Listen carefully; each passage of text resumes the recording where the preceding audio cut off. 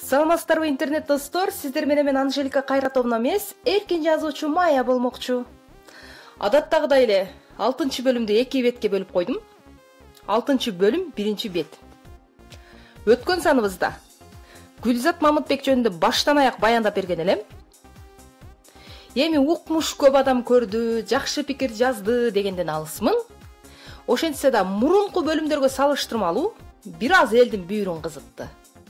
Эми бул Гүлзат айымдын белгилүү инсан болгон үчүн деп түшүнсөк болот.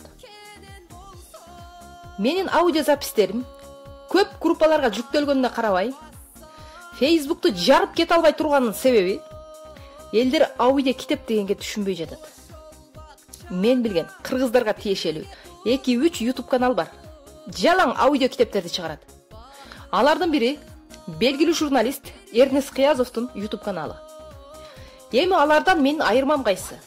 Мен өзүм жазып, өзүм образга кирип окуп берип атам. Эрнест Кыязов агайыбыз мисалы үчүн даяр эле сен окуган, мен окуган адабий китепти алып, сериал кылып окуп чыгара берет.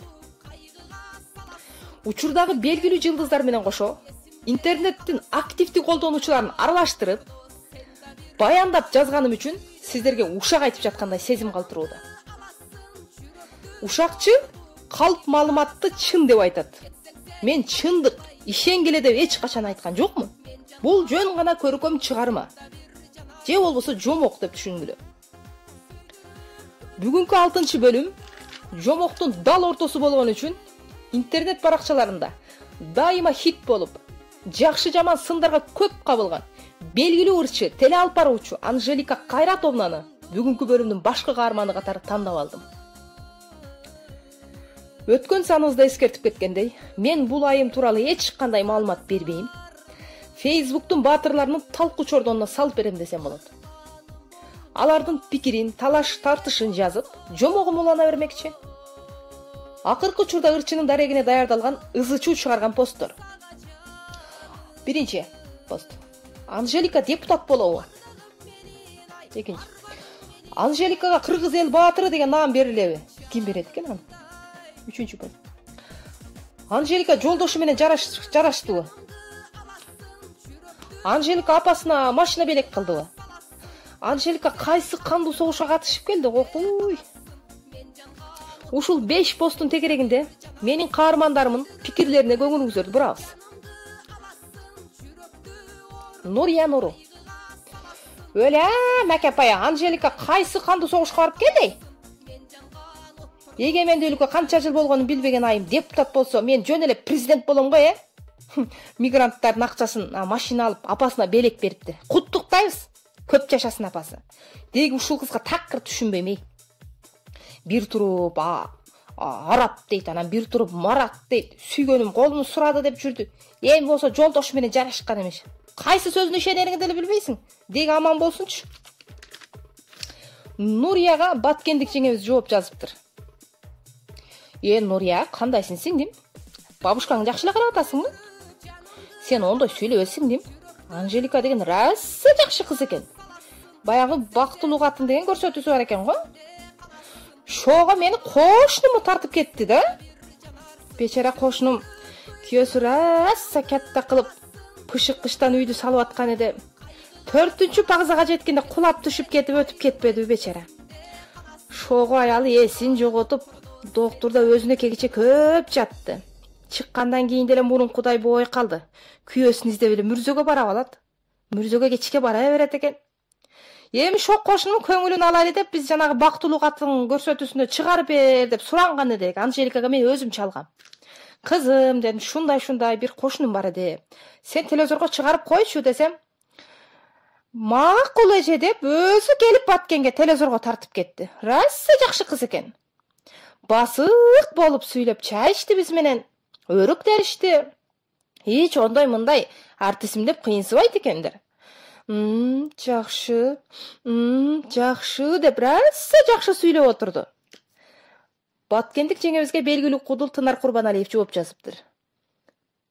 Ассаламу алейкум туугандар. Оору суркодон алыс элесиздерби? Мен жаңы эле ооруканадан чыккам. Мен үчүн сар санаа болгондорго ыраазымын.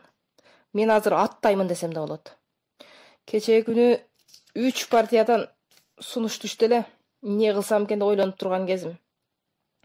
Жанагы Анжелика карындашым жөнүндө айтсам, эмгекчил, аракетчил кыз депутат болсо болот. Бирок кыргыз эл баатыры деген наамды мен татыктуу эмес деп эле айтат элем. Ал үчүн Чолпонбай сыяктуу окко төшүн тосуп ак үйгө барыш керек эле. Анан жеңе жанагы артистмин деп кыйынсыбайт экен дейсизби? Артистти жылдыз оорусуна жеткирген мына эл өзү. Мисалы мен жаман-жуман кийинип жылкыларымы карап жүрсөм, көргөндөр айтат. Артисттер да ушинтип жүрөбү, тоба кылдым деп жакасын кармап кетет аялдар. Эми элестеткиле мен кычырап жасанып галстук тагып алып анан жылкыларга чөп саламбы? Артист асмандан түшкөн эмес, сага окшогон эле адам. Тынар Курбаналиевке Эрнест Бөрүбаев жооп жазыптыр. Тынар, бир тууганым, ден соолук жакшыбы? Партиялардан сунуш түштүбү дейсиңби? Тывар эмес, Тынар бойдон эле калчы, экөөбүздүн ордубуз ал жакта эмес. Анжелика апам жана мен кайрымдуулук фондунун мүчөсү болчу. Фонддо канча адам мүчө болсо, баарыбыз биргеликте элге жардам бердик. Албетте элдин аманатын эле кайра элге жеткирдик. Жан далбастап эл үчүн чуркап жүрсөң, бекерчи диван эксперттер отуруп алып, ар кандай сөздөрдү чыгарышат экен.